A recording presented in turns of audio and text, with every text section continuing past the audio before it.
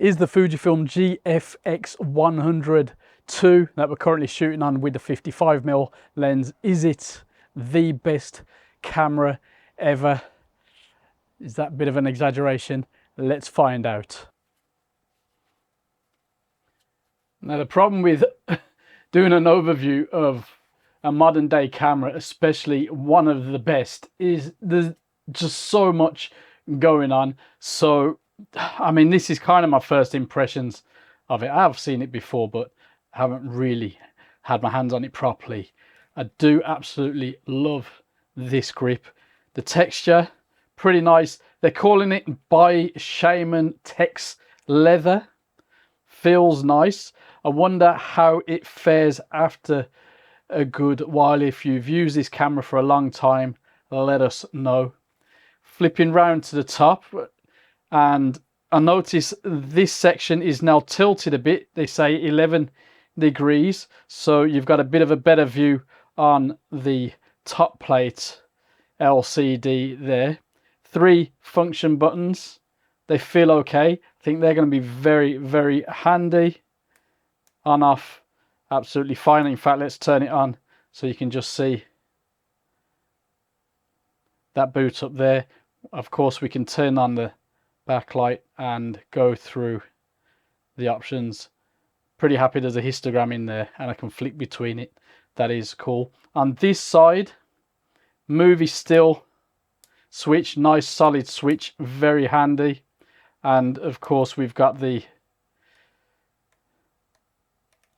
modes here with actually very welcome C modes. Pop that back into aperture for the moment.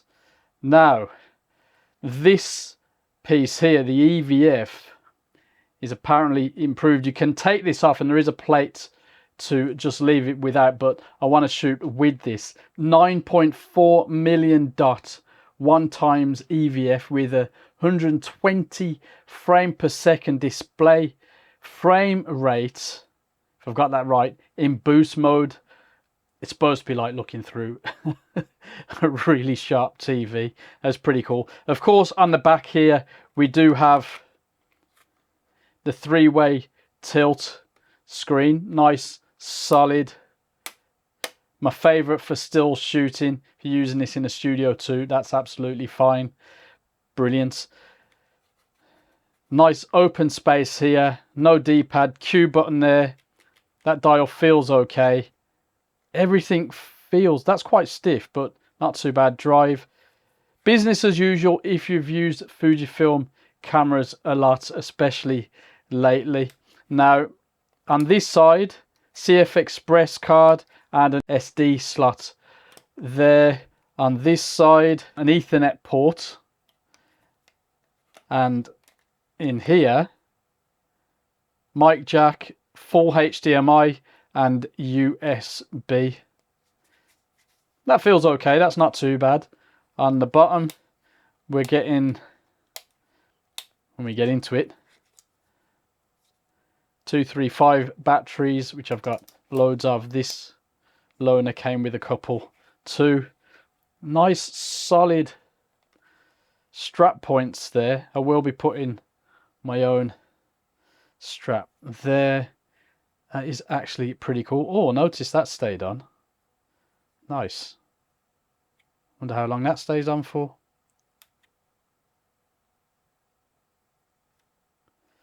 Oh, we'll see. Anyway, as long as it doesn't zap my battery away. Now, of course, the real showstopper, 102 megapixel CMOS sensor, X processor, 8 stops of IBIS, shooting up to 8 frames per second. ISO 80 is now the lowest standard. There's a lot going on, isn't there, really? HEIF files, of course, pixel shift 400, subject detection, autofocus. I mean, it kind of looks like just a beefier full frame now. And it definitely feels like it. Worth noting, movie modes are up to 8K 30 frames per second, but that comes with a 1.15 crop. Although 720 megabits per second, video is interesting. No open gate though. You do get internal 422 10-bit recording though.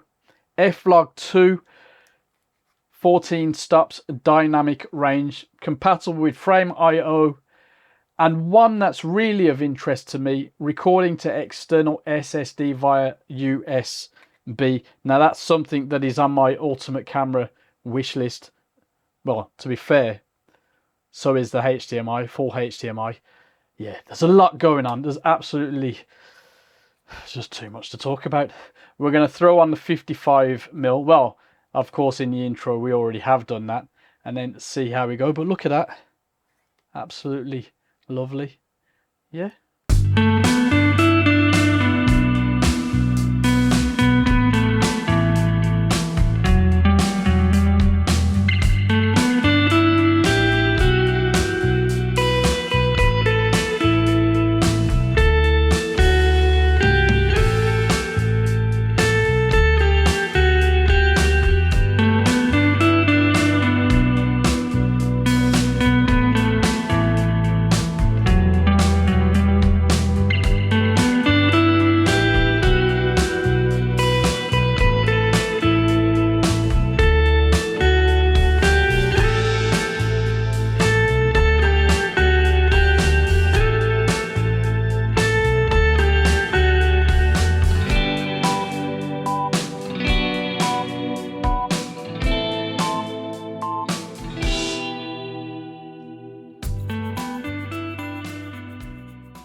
I really enjoyed shooting with this camera over the last few weeks, and there's a lot we could talk about, but I'll just try and keep it short. I'll mention a few things and then you let us know your thoughts about that or other stuff in the comment section, you know. So out and about, size and weight, not that much different to a full frame Nikon D800 experience. I do love the texture on this body. The grip is nice and meaty without being too bulky. But your mileage may vary, so get your hands on it first, of course. The removable EVF, it's one of the best out there. The LCD is nice. Maybe the T100, the A7R 5 style would be even better, but this is great. Better than it just being a flip out. The touchscreen could be better though. I do really enjoy using the top screen once I got used to the always on display, that is. The customizable buttons feel good and are very well positioned. On a negative side, maybe the mic and the Ethernet HDMI covers could be doors instead of flaps, or something that's a little bit more sturdy. They're not bad, but it feels like a weak area on a superb body. Autofocus, obviously we're not at Sony levels, but considering the size of the sensor at play, it's a really sweet experience for all but sports shooting, of course. Rolling shutter can be a problem when the electronic shutter kicks in and you've moved too quick. You know, it's not built for speed, but it is getting there. It's also not quite there for the higher spec video, so we won't go into that too much. Needless to say, 8K is compromised at the moment, but 4K outputs a lovely file and it's very flexible in F-Log 2 too. I love the external SSD option, the waveforms, the red frame indicator, all that stuff, but there's just too many compromises with the cinema and 8K formats than we'd hoped for. But then that's not what we really need, but it's something that can push this camera to the next level. So yeah, I love the dials, the buttons, it all works extremely well, especially for relatively slower shoots. The 8-stop IBIS works a treat, as you're seeing with the indoor test shots in this video.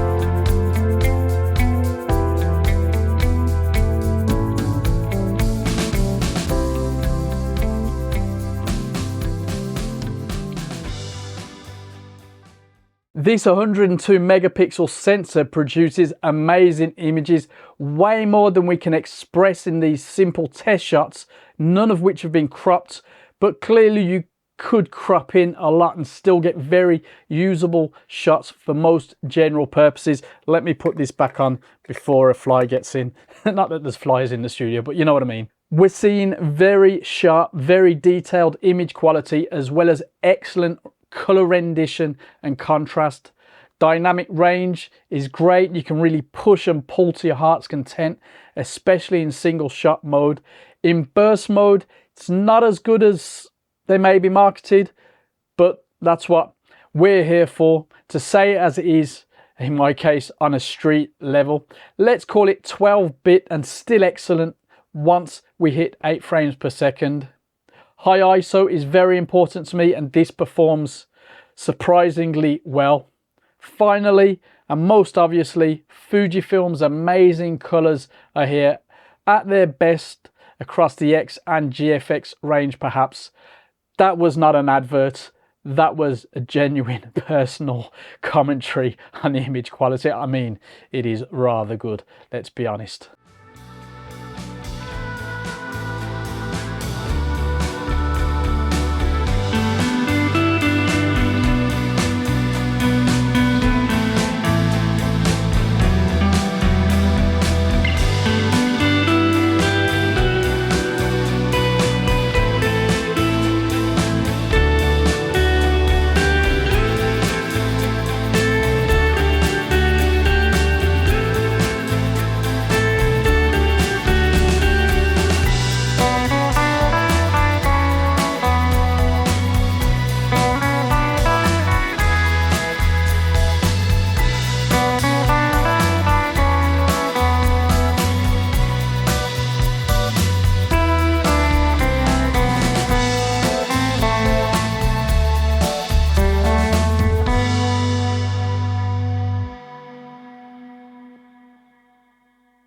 Strangely, for this day and age, the camera is actually cheaper than the first model, but for almost 7 grand, who is it for? Well, clearly that price tag and the fact that the lenses are also not cheap nor small means really it's aimed at landscape, studio, commercial photographers, or frankly, an amateur with plenty of money to spare. Now, this is a big upgrade from the GFX100. But is the megapixel count and sensor size overkill for anybody outputting to regular paper sizes? Not even talking about social media, because yeah, it's not that simple. If you need the resolution, this might be the best feeling, best working stills camera out there, with the best autofocus in any medium format camera. Well, I've yet to try the GFX100 II, what are they calling it these days? But I understand it's a similar experience. For me, the GFX100 II is an amazing camera that, while it's massive compared to what I like shooting with, it's almost a dream camera for me. Almost. We will be looking at this 55mm in another video. I've turned into Locke. Anyway, yeah, that's going to be on the channel. I mean, it might already be on the channel and this might be second. I haven't decided. Yeah, let's just leave it at that because I want to hear from you in the comments. Yeah, take it easy.